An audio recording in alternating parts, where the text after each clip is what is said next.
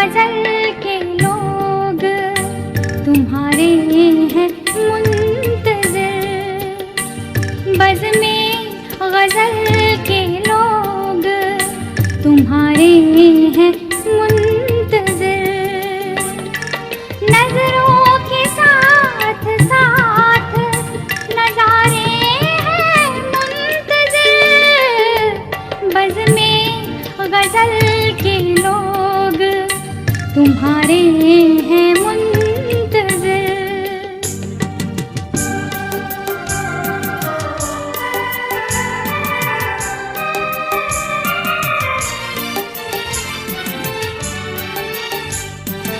آ جائیے کہ آپ سے ملنے کے واسطے، آ جائیے کہ آپ سے ملنے کے واسطے، جگنو چراغ چاند ستارے ہیں منتظر، جگنو چراغ چاند ستارے ہیں منتظر، بزم غزل کے لوگ تمہارے ہیں منتظر، تمہارے ہیں منتظر، تمہارے ہیں منتظر۔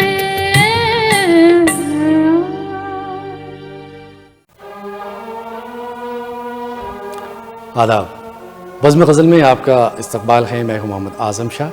ناظرین، غزل کی پری جب چھم سے دل کے آنگن میں اترتی ہے تو فضاؤں میں قوس قزح کے رنگ بکھر جاتے ہیں، نظروں کے سامنے ہزاروں رنگ برنگی تتلیاں اڑتی دکھائی دیتی ہیں، ساز دل پر جل ترنگ سا بجتا ہوا محسوس ہوتا ہے، چوڑیوں کی کھنک، پائل کی چھنک کانوں میں شہد سا ٹپکانے لگتی ہے، اور ایسا لگتا ہے کہ اپنے دامن پر کہکشاں سجائے آسمان کی الہامی فضاؤں سے خوابوں کی کوئی حسین پری چھم چھم کرتی سچ مچ دل کی وادی میں اتر رہی ہے۔ دوستو، غزل کی اس پری کو آپ کے دل کے آنگن میں اتار رہے ہیں ہندوستان کے مقبول و مشہور خوش الحان شاعر محترم جناب خالد زاہد۔ دنیا الجھ رہی ہے تو الجھا رہا ہوں میں، دنیا الجھ رہی ہے تو الجھا رہا ہوں میں، آندھی سے کچھ تو سوچ کے ٹکرا رہا ہوں میں، دنیا الجھ رہی ہے تو الجھا رہا ہوں میں، مجھ پر ہنسو نہ تم میری ہمت کو داد دو، ذرہ ہوں اور پہاڑ سے ٹکرا رہا ہوں میں، ذرہ ہوں اور پہاڑ سے ٹکرا رہا ہوں میں راہ کا چراغ ہوں، سورج تو ہوں نہیں، جتنی میری بساط ہے کام آ رہا ہوں میں، جتنی میری بساط ہے کام آ رہا ہوں میں، خنجر پہ میرے خون ہے، میرے ہی بھائی کا، خنجر پہ میرے خون ہے، میرے ہی بھائی کا۔ اس بار جنگ جیت کے پچھتا رہا ہوں میں، اس بار جنگ جیت کے پچھتا رہا ہوں میں۔ دنیا الجھ رہی ہے تو الجھا رہا ہوں میں۔ آداب خالد زاہد صاحب، آداب، بزم غزل میں آپ کا خیر مقدم ہے۔ شکریہ۔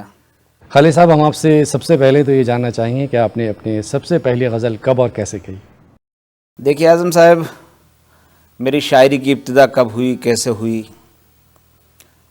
اس کے بارے میں بہت زیادہ گہرائی سے تو میں اس لیے نہیں بتا سکتا کہ جب میں نے ہوش سنبھالا تو شاید میں گفتگو جو کرتا تھا، میری گفتگو بیشتر مسجع ہوا کرتی تھی اور مقفع ہوتی تھی۔ مسجع تو نہیں کہا جا سکتا، یہ تو خطیبانہ تعلی ہو جائے گی، لیکن مقفع ہوا کرتی تھی۔ میں قافیے ملانے کی کوشش کیا کرتا تھا۔ رفتہ رفتہ پھر بحر میں کہنے لگا۔ میرا ایک شعر تھا جو میں نے بالکل ابتدائی زمانے میں کہا تھا، جو مجھے یاد پڑتا ہے کہ اپنی آنکھوں میں خود ایک سمندر ہوں میں، یہ الگ بات پیاسا سکندر ہوں میں۔ بہت اچھا، بہت۔ اور جن کو حاصل نہیں زندگی کا سکون، ایسے لوگوں کا فیضی مقدر ہوں میں۔ یہ فیضی میرا تخلص تھا اس وقت میں، بہت طالب علمی کا زمانہ تھا، اپنے آپ کو خالد فیضی کہا کرتا تھا۔ رفتہ رفتہ پھر یہ ہوا کہ ہمارے کچھ دوستوں نے یہ اصلاح دی، کیونکہ والدین کا تعلق جو تھا دونوں طرف سے علماء سے ملتا تھا جا کر کے۔ میرے دادا بھی عالم، میرے نانا بھی عالم تھے، تو کچھ مخلص دوست جو تھے انہوں نے مشورہ دیا کہ خالد تم اپنا تخلص فیضی کے بجائے زاہد کر لو۔ بہت اچھا۔ میں نے اپنا تخلص زاہد کر لیا۔ پھر وہ شاعری چلتی رہی، سلسلہ چلتا رہا۔ ایک وقت ایسا آیا کہ شاعری زندگی کا جزو لا ينفك بن گئی۔ آج یہ ہے کہ میں مکمل طریقے سے شاعری میرا اوڑھنا ہے، شاعری میرا بچھونا ہے۔ تو خالد زاہد صاحب، جب یہ خالد فیضی سے خالد زاہد میں تبدیل ہو رہا تھا، تو کیا اس وقت کہیں سے کوئی مدد یا کسی استاد کا کوئی سہارا ملا؟ اعظم صاحب، وہ لمحہ میرے لیے بڑا کربناک رہا، اور وہ عرصہ جو تھا میں اس وقت میں بڑا پریشان رہا۔ میں نے کسی استاد کو تلاش کرنا چاہا۔ ہمارے یہاں ایک شاعر ہوتے تھے، مولانا علم مظفر نگری کے شاگرد تھے پیر جی انیس۔ مولانا علم صاحب کا جو شجرہ ملتا ہے وہ علامہ داغ دہلوی سے ملتا ہے۔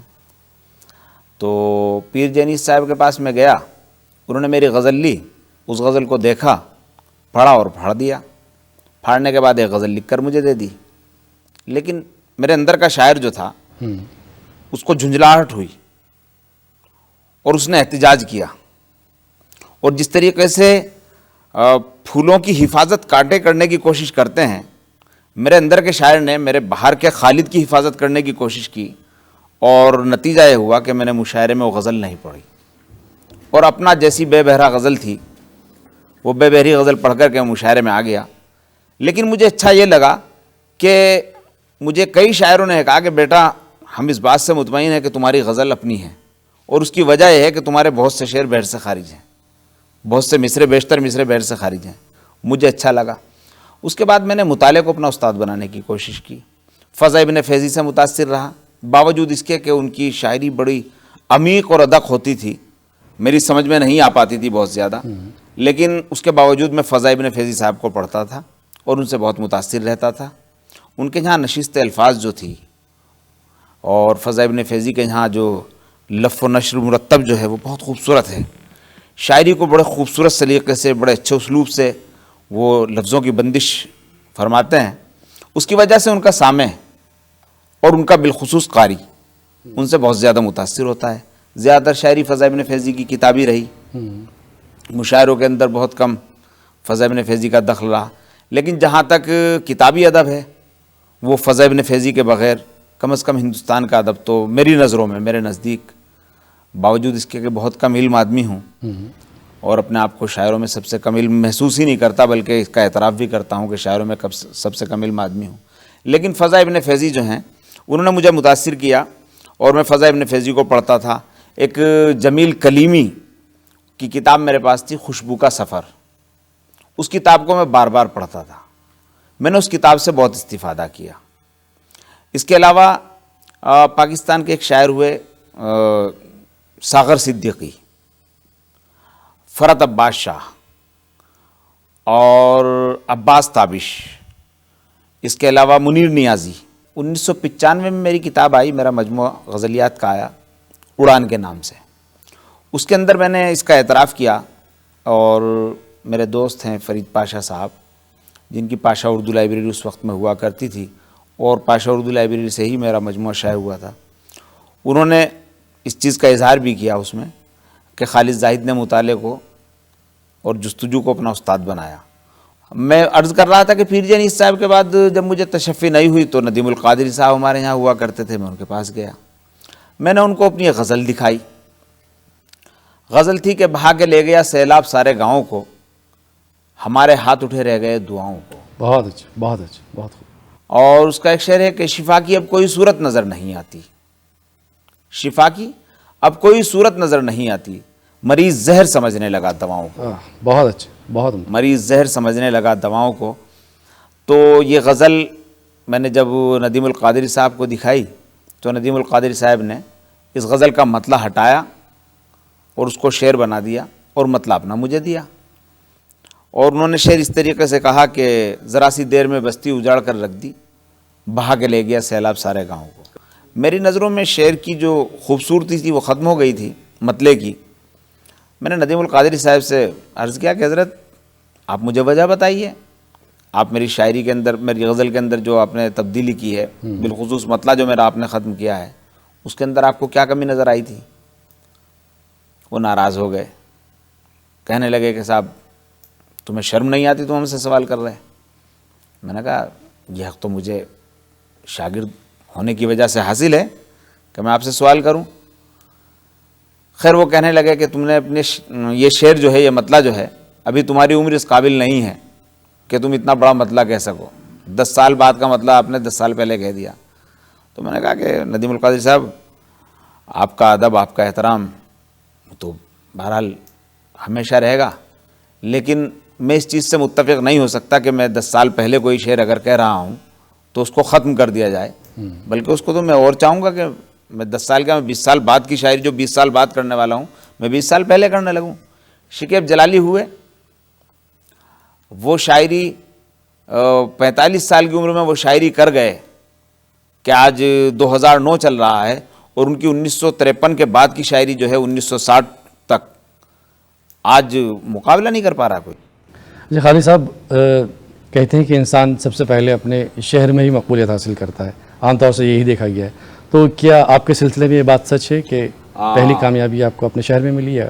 اللہ کا بہت بڑا فضل، بہت بڑا احسان ہے کہ میں نے اپنی زندگی کا جو سفر طے کیا، جو بھی سفر طے کر رہا ہوں، اور جو تھوڑی بہت مقبولیت یا شہرت مل رہی ہے، اس میں میرے شہر کے لوگوں کا بہت بڑا دخل ہے۔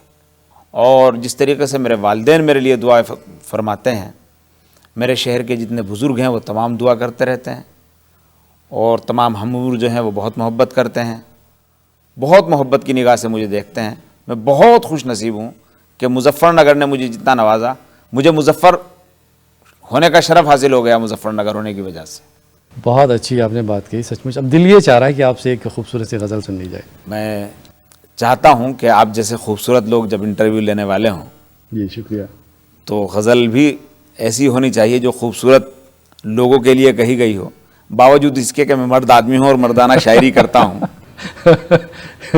اور اسی وجہ سے میری شاعری کے اندر تلمیحات، تشبیہات جو ہیں وہ کربلائی ہوتے ہیں، دوسرے تاریخی ہوتے ہیں، اسلامیات سے بہت زیادہ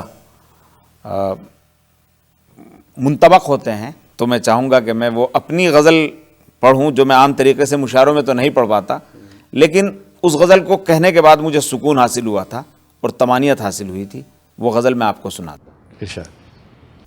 جی میں عرض کرتا ہوں غزل حاضر ہے. تم سے زیادہ کوئی بھی پیارا تو ہے نہیں، تم سے زیادہ کوئی بھی پیارا تو ہے نہیں، یہ فیصلہ ہے دل کا ہمارا تو ہے نہیں، تم سے بہت زیادہ کوئی بھی پیارا تو ہے نہیں، آئیں نہ تیرے پاس تو جائیں بتا کہاں، آئیں نہ تیرے پاس تو جائیں بتا کہاں، ہم کو ادھر ادھر کا سہارا تو ہے نہیں، ہم کو ادھر ادھر کا سہارا تو ہے نہیں، تنہا اسے مزاج کی گرمی نے کر دیا، تنہا اسے مزاج کی گرمی نے کر دیا، سورج کے ساتھ کوئی ستارہ تو ہے نہیں، سورج کے ساتھ کوئی. خالد زاہد صاحب، آپ کے مشاعروں نے کون کون سی منازل طے کی ہیں اب تک؟ دیکھیے ابھی تو منازل طے کرنا تو بہت بڑی بات ہے، ابھی تو پہلی سیڑھی پر قدم رکھنے کی کوشش کر رہا ہوں، اور آدمی کبھی زندگی میں مکمل جس طریقے سے نہیں ہو سکتا ادب میں، اسی طریقے سے میرے خیال میں ایک فنکار کو اس کی منزل کبھی نہیں مل پاتی. یہ علیحدہ بات ہے کہ ادب کی روشنی حاصل کرنے کے لیے ہندوستان کے مشاعرے بھی پڑھے، ہندوستان سے باہر کے مشاعرے بھی پڑھے. مجھے اللہ کی ذات سے امید ہے، امید ہی نہیں بلکہ یقین کامل ہے کہ وہ وقت آئے گا کہ مجھے معلوم ہوگا کہ میری منزل جو ہے وہ میرے قدموں کے بالکل نزدیک ہے اور مجھے منزلوں کا سراغ مل جائے گا. خالد صاحب، اب دل یہ چاہ رہا ہے کہ آپ کے کچھ متفرق اشعار سن لی جائیں، وہ اشعار جو آپ کو بہت زیادہ عزیز ہوں. دیکھیے، اگر کسی والدین سے آپ یہ معلوم کریں کہ آپ کی کون سی اولاد سب سے زیادہ آپ کو عزیز ہے تو بڑا عجیب سا محسوس ہوتا ہے، اس لیے کہ شاعر جو ہے وہ ماں ہوتا ہے اپنے شعر کی. جس طریقے سے ماں کو ایک درد سے گزرنا پڑتا ہے اولاد کو جنم دیتے وقت، اسی طریقے سے شاعر کو بھی شعوری طور پر ایک درد سے، ایک کرب سے گزرنا پڑتا ہے. فرق یہ ہے کہ ماں جو اس درد سے، جس درد سے گزرتی ہے اس کو درد ذہ کہہ دیتی ہے، لیکن آج تک شاعر جو ہے وہ اس درد کو کوئی نام نہیں دے سکا. لہذا ہر شعر اچھا لگتا ہے. میں آپ کو چند شعر، 2-3 شعر سنا دیتا ہوں. میں نے ایک غزل کہی تھی کہ کسی کا پیاس سے دریا کنارے دم نکلتا ہے، بہت کسی کا پیاس سے دریا کنارے دم نکلتا ہے، کسی کی ایڑیوں سے ریت میں زمزم نکلتا ہے. بہت اچھا، بہت اچھا. کسی کا پیاس سے دریا کنارے دم نکلتا ہے، کسی کی ایڑیوں سے ریت میں زمزم نکلتا ہے، اور کسی پر ظلم ڈھانے کی کوئی حد بھی تو ہو آخر، کسی پر ظلم ڈھانے کی کوئی حد بھی تو ہو آخر، نہ دل سے تم نکلتی ہو نہ ظالم خم نکلتا ہے. بہت اچھا، بہت اچھا. ماں کے حوالے سے ایک شعر اسی میں ہوا کہ دعائیں باندھ دیتی ہے وہ چلتے وقت چادر میں، دعائیں باندھ دیتی ہے وہ چلتے وقت چادر میں، میں تنہا گھر سے چلتا ہوں تو ماں کا دم نکلتا ہے. بہت اچھے، میں بہت تنہا گھر سے چلتا ہوں تو ماں کا دم نکلتا ہے. آپ چونکہ نئی نسل کے نمائندہ شاعر بھی ہیں تو نئی نسل کے لیے کوئی پیغام دینا چاہیں گے؟ ابھی تو میں نئی نسل کے ان شعراء میں اپنے آپ کو سمجھتا ہوں جو بہت پیچھے کھڑے ہوئے ہیں اور جنہیں بہت آگے جانا ہے. البتہ میں اپنی نئی نسل کو ایک پیغام دینا چاہتا ہوں کہ ہمیں اردو کے مستقبل کی طرف سے مایوس ہو کر نہیں بیٹھنا چاہیے. اس وقت تک ہمیں مایوس نہیں ہونا چاہیے جب تک ہمارے لیے ہمارے دلوں میں اردو کے لیے اتنا بھی جذبہ موجود ہے کہ ہم اردو شاعری کو سننا پسند کرتے ہیں. آج ضرورت اس بات کی ہے کہ ہم اپنی زبان کو بچانے کے لیے اس کو پڑھیں، اس کو سیکھیں، اس لیے کہ اردو صرف ایک زبان نہیں ہے بلکہ اردو ایک تہذیب ہے، اردو ایک تمدن ہے جس کا ایک وقار ہے. ہمارا تمام تہذیبی سرمایہ جو ہے وہ اردو زبان میں محفوظ ہے.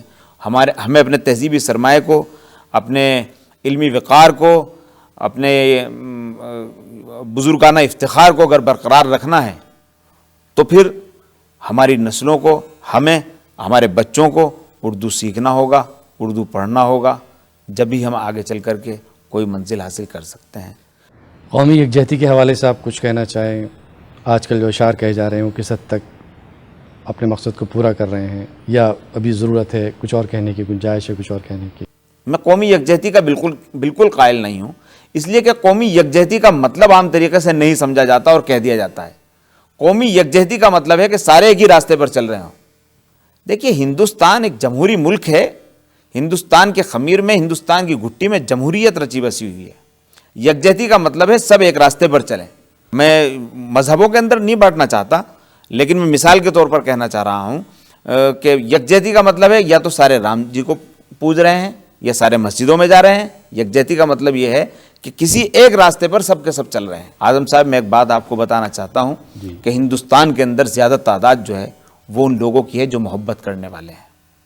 فرق صرف اتنا ہے کہ وہ لوگ علیحدہ علیحدہ جگہوں پر، علیحدہ علیحدہ جماعتوں میں بٹے ہوئے ہیں. ورنہ اگر ہندوستان کے اندر خراب لوگوں کی تعداد زیادہ ہوتی تو ہندوستان کبھی کا ٹوٹ چکا ہوتا. آپ یہ دیکھیے، اندازہ لگائیے، 1947 میں ہندوستان بھی آزاد ہوتا ہے، پاکستان بھی آزاد ہوتا ہے. 11 سال کے دوران پاکستان کے اندر 7 پردھان منتری بدلتے ہیں، اور ان 11 سالوں کے اندر ہمارے ہاں صرف جواہر لال نہرو وزیر اعظم میں رہتے ہیں. بہت تو یہ قومی یکجہتی ہے، یہ اتحاد ہے جو ہندوستان کی جمہوریت میں رچا بسا ہوا ہے.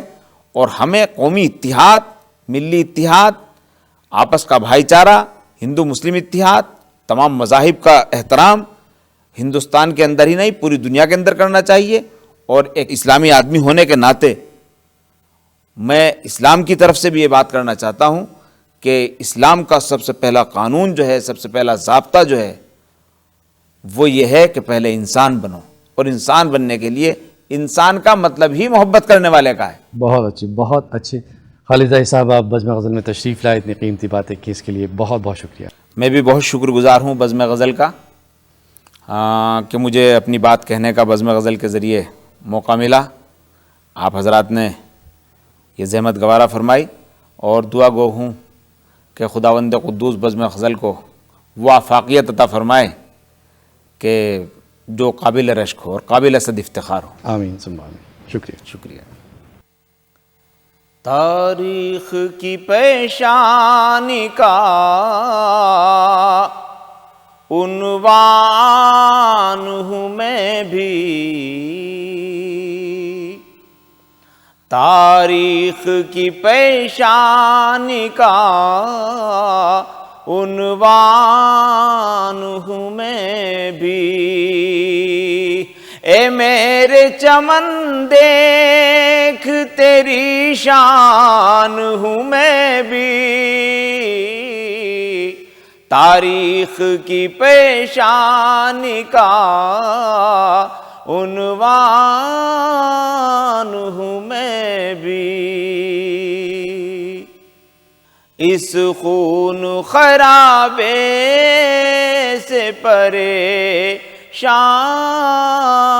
ہوں میں بھی، روتا ہے میرا دل بھی کہ انسان ہوں میں بھی روتا ہے میرا دل بھی کہ انسان ہوں میں بھی للہ للہ میری سمت بھی ایک چشم عنایت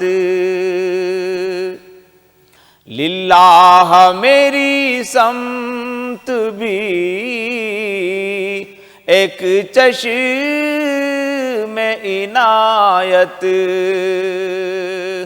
اردو تیرے دربار کا دربان ہوں میں بھی اردو تیرے دربار کا